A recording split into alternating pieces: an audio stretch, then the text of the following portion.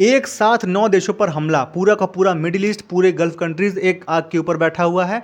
इस तरीके का रिटेलिएशन मिलेगा ईरान की तरफ से, ये ना तो अमेरिका ने, ना इसराइल ने, किसी दुनिया के कंट्री ने सोचा था।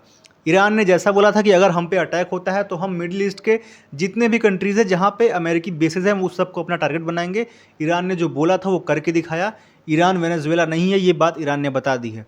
ईरान को अमेरिका, इजराइल ने एक बार फिर से अंडर एस्टिमेट करने की गलती की है, और इस गलती का परिणाम ये है कि आज के टाइम पे पूरा का पूरा मिडिल ईस्ट एक आग के गुबार में जा चुका है। आपको अगर वीडियो में देख पा रहे होंगे किस तरीके के अटैक हो रहे हैं, चाहे कतर के दोहा में हो जाए, चाहे सऊदी अरब के रियाद में, यूएई के अबू धाबी में, दुबई में। साइड पे हो जाओ, साइड पे भागो।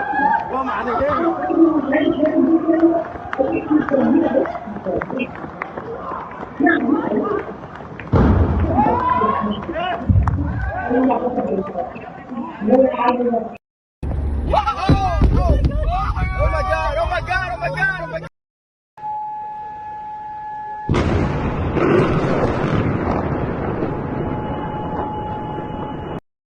पे आप ईरान के सामने जितनी भी कंट्रीज इस समय देख पा रहे हैं, फिर चाहे वो यूएई हो, कतर हो, बहरैन हो, सऊदी अरब हो, सीरिया हो, जॉर्डन हो, कुवैत हो, इजराइल, जितने भी कंट्रीज आप देख पा रहे हैं, लगभग सभी के सभी इस समय ईरान के टारगेट्स पे हैं। ईरान लगातार वहाँ पे अटैक्स कर रहा है।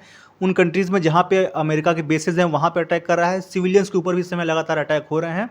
कुल मिला के अमेरिका ने, ईरान ने इस समय, अमेरिका को लगा था कि हम ईरान के ऊपर अटैक करेंगे, लेकिन ईरान ने किसी को नहीं छोड़ा। ईरान जिस तरीके से बोलते आ रहा था कि हम मिडिल ईस्ट में जितनी भी कंट्रीज़ हैं जहाँ पे अमेरिकी बेसेस हैं वहाँ पे हम अटैक करेंगे, ईरान ने वो करके दिखाया। ईरान अकेला नहीं, पूरा का पूरा इस समय मिडिल ईस्ट को इस समय वॉर में लेके जा चुका है।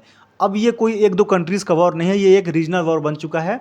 और आप कह सकते हैं कि ये शायद वर्ल्ड वॉर टू के बाद शायद ये अब तक का सबसे बड़ा वॉर है जहाँ पे इतनी सारी कंट्रीज़ एक साथ इन्वॉल्व हो चुकी हैं। ईरान ने दावा किया है कि ईरान के एक स्कूल में, जो कि प्राइमरी स्कूल है, वहाँ पे अटैक किया गया था अमेरिका की तरफ से, जहाँ पे 57 बच्चों की, जिसमें लड़कियाँ हैं सभी की सभी, सबकी मौत हो जाती है। और अगर आपको ऐसा लग रहा है कि अमेरिका, इजराइल मिलकर इस तरीके से हमले करके ईरान के ऊपर एयर स्ट्राइक करके, हवाई हमले करके वहाँ का तख्ता पलट कर देंगे, रिजीम चेंज कर देंगे, तो ये पॉसिबल ही नहीं है। क्योंकि ईरान जैसी कंट्री का, जहाँ पे पिछले 47 साल से वो खामनेई आदमी बैठा हुआ है, उसको आप हटा देंगे सिर्फ हवाई हमले करके, ये पॉसिबल ही नहीं है। ऊपर से ईरान की ताकत क्या है ये आपने देख ली है, जिस तरीके से एक साथ 8-8 देशों के ऊपर हमला करना, हमला करने के बाद एक बढ़िया डैमेज भी पहुंचाना, ये दिखाता है कि ईरान की ताकत क्या है। चाहे मिसाइल्स हो, चाहे ड्रोन्स हो, ईरान के पास हथियारों का पूरा एक ज़खीरा है।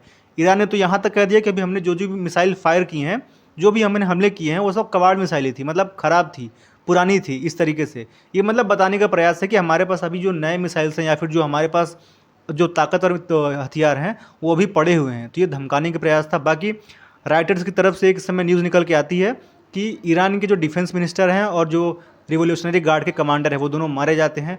अब ये भी कितना सच है कितना झूठ है पता नहीं, मतलब वॉर टाइम पे ऐसा कुछ बोला नहीं जा सकता। फिर भी एक मतलब ट्रस्टेड सोर्स ने बताया है, राइटर्स एक बड़ा मतलब न्यूज़ एजेंसी है, तो इस बात को मान भी सकते हैं हम लोग। बाकी इस टाइम पे वॉर को लेके दुनिया एक मतलब बहुत ही सीरियस मोड पे समय जाके खड़ी हो चुकी है।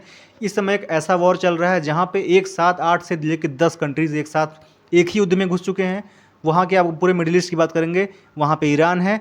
ईरान के अगर आप बगल देखेंगे, अफगानिस्तान और पाकिस्तान है। अफगानिस्तान और पाकिस्तान की में भी दोनों के बीच में इस समय लगातार युद्ध चल रहा है। सेंट्रल एशिया ऊपर है, वहाँ पे अगर आप बगल में देखेंगे तो रशिया और यूक्रेन भी है। कुल मिला के एक बहुत ही सीरियस मोड पे समय दुनिया खड़ी है वॉर को लेके। ब्रिटेन हो, चाहे फ्रांस हो, यूरोप की कई सारी कंट्रीज़ हो, लगातार बातें बोल रहे हैं कि इस युद्ध को तुरंत रोकना चाहिए। ये दिखाता है कि कम से कम जो मिडिल ईस्ट में जो वॉर चालू हुई है, ये बिल्कुल भी नॉर्मल नहीं है। ये कोई एक दो कंट्री का वॉर नहीं है, अभी ये रीजनल हो चुका है। मतलब पूरा का पूरा एक 8 से लेकर 10 कंट्रीज़ अगर इस वॉर में घुस जाती हैं, ये बड़ी बात है। यहाँ पे आने वाले टाइम में इसका मतलब किस तरीके से इम्पैक्ट पड़ने वाला है, ये देखने वाली बात होगी। स्ट्रेट ऑफ हॉर्मुज़, जहाँ पे दुनिया का लगभग 30 से लेकर 40% जो ऑयल होता है वहाँ से निकलता है, लगभग डेली 2 करोड़ बैरल वहाँ पे जो ऑयल है जाता है। वहाँ पे भी मतलब इम्पैक्ट होगा। स्ट्रेट ऑफ हॉर्मुज़ बंद होता है तो जो तेल की प्राइस है वो भी लगातार बढ़ेंगे। मंडे से उसके रिजल्ट आपको देखने के चालू हो जाएंगे जब मार्केट खुलेगा। बाकी आपको क्या लगता है प्लीज़ कमेंट में ज़रूर बताइए। वीडियो अच्छा लगे तो प्लीज़ लाइक कर लीजिए और शेयर कर लीजिए, और सब्सक्राइब भी कर लीजिए आगे के अपडेट्स के लिए daily. Thank you so much.